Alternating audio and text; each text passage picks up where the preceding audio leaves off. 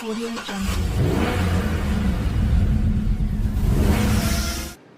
The 2024 VW ID.3 is a groundbreaking electric vehicle (EV) that is poised to make a significant impact on Germany's car manufacturing industry. Produced in renowned German car factories, this EV represents a major step forward in sustainable transportation. With its cutting-edge features and eco-friendly design, the ID.3 is set to revolutionize the market. The exterior of the 2024 VW ID.3 is sleek and modern, embodying a futuristic aesthetic. Its spacious interior offers ample room for passengers and cargo, ensuring a comfortable driving experience.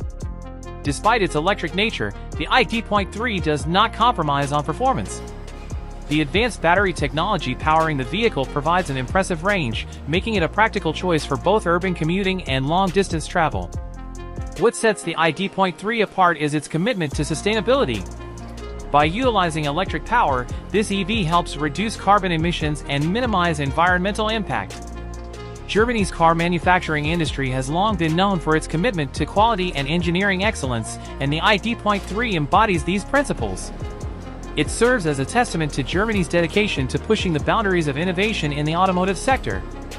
Furthermore, the 2024 VW ID.3 represents Germany's leadership in the development of electric vehicles. As countries around the world shift towards sustainable mobility, Germany is at the forefront, investing in research and development to create cutting-edge EV technology. The ID.3 showcases the country's expertise and sets a new standard for electric vehicles in terms of performance, range, and design.